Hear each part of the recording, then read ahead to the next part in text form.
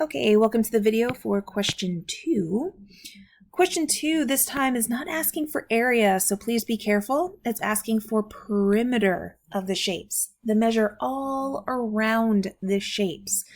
So in a question like 2a, while they tell me that this side is 13 and this one is 6 and this one's 8 and this one's 7, there are two sides we don't know the measure of that we need to know the measure of before we can get the full perimeter.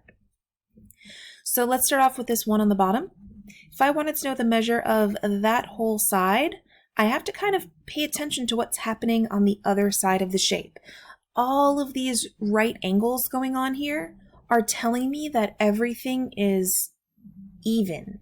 So basically, if I look to this whole side here of 13, I should realize that that's equivalent to this plus this on the other side, right? Because if I took this and I raised it up to be in line with that one, notice it matches up with my length of 13. So what I notice is that if this measure is already 8, we can do the 13 minus 8 to find that this mystery side is 5 meters. Now we can do the same thing with this whole side. This whole thing should be the combination of this 7 meter plus this 6 meter. So that 7 meter plus 6 meter tells me that this is 13 meters long. Now we get our perimeter. We add up our 13 meters plus 13 meters plus 6 meters plus 8 meters plus 7 meters plus 5 meters. So we get a final perimeter of 52 meters. It's not 52 meters squared. We're not doing area. We're just adding up lengths. So perimeter is 52 meters. Question B. We have two different shapes here. We know this side is 8. We know this side is 5.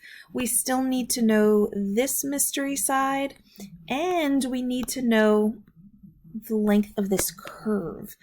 And remember, if we're talking about circle and we're talking about perimeter, what we're really talking about is circumference. And the formula for circumference is pi times diameter. So let's just hold off on that for a moment.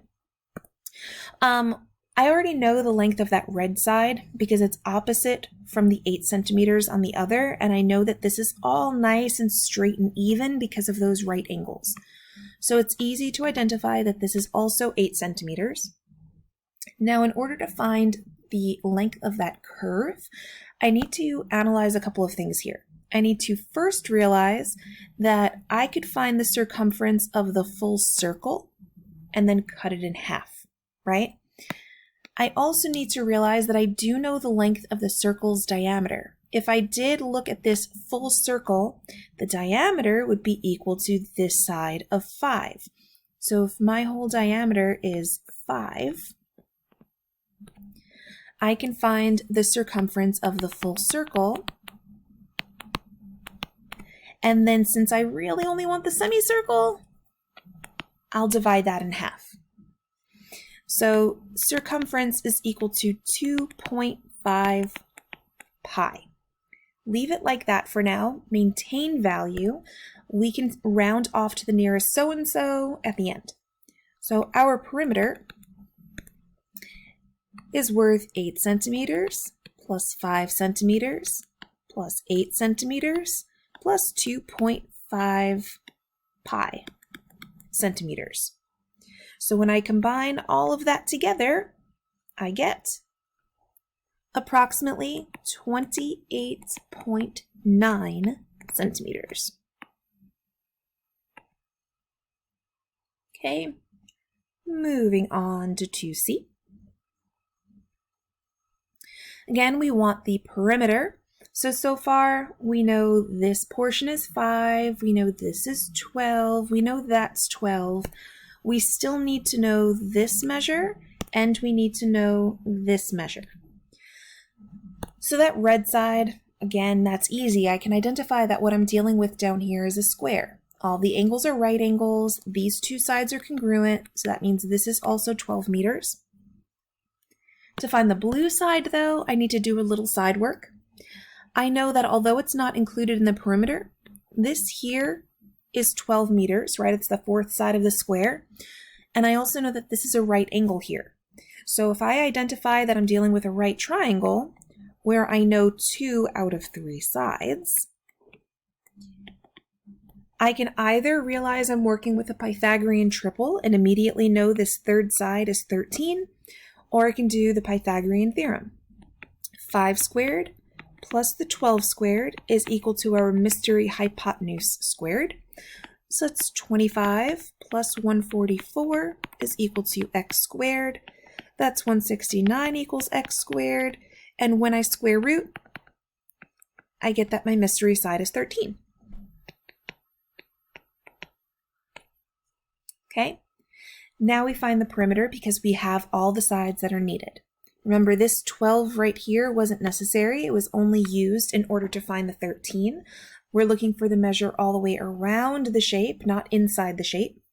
So our perimeter is just 12 plus 12 plus 12 plus 13 plus 5. So our final perimeter is 54 meters. Okay, if you're on level, you can stop here. You were told to cross out question D. If you're honors, continue watching. Okay, for my honors, here's question D. As of right now, I know this is 5. I know this is 6. What I need to know is this side, and this side, and this side. Okay? The red one is easy. It's opposite from that 5 centimeters, so I know this is 5 centimeters. Now the 3 that they gave me is not this green side. Notice the 3 that they gave me is the height of this triangle. So I need to do a little work to find the sides of the triangle if I know the height. The only other thing I do know about this triangle is that down here is a full 6 centimeters. I also know that if this is the height, it's perpendicular to that base, right? So what I can do is look at this as 2 separate triangles. Instead of looking at that as a full 6 centimeters, I can look at this as 3 centimeters and 3 centimeters. I could maybe notice that I actually am dealing with an isosceles, an isosceles right triangle, which means it's a 45, 45, 90 triangle, which would immediately make the measure of this side 3 radical 2, or I can do the Pythagorean theorem. And I have 3 squared plus 3 squared is equal to our mystery hypotenuse squared. 9 plus 9 equals x squared. That's 18 equals x squared. Square root that, and you could either simplify that radical, or you find that in decimal form, that's approximately 4.2426. While I know my final answer, I've been rounding to the nearest tenth, I'm going to leave that as accurate as possible for now. Give it some more value, only because that'll maintain getting the right or closer to the right answer in the end, a more accurate answer. So either I'm going to use 3 radical 2 or I'm going to use 4.2426. But either way, that's going to be the same thing for this hypotenuse as well, right? It's an isosceles right triangle of 45, 45, 90 on that side as well. At this point, we have our entire perimeter. So we add up all of our sides. We have 5 plus 6 plus 5 plus 3 radical 2 plus 3 radical 2, or plus 4.2426 plus 4.2426. And when I combine that, we get approximately 24.5 centimeters. Okay, I'm going to start a new video to move on to question 3. Let me know if you have questions.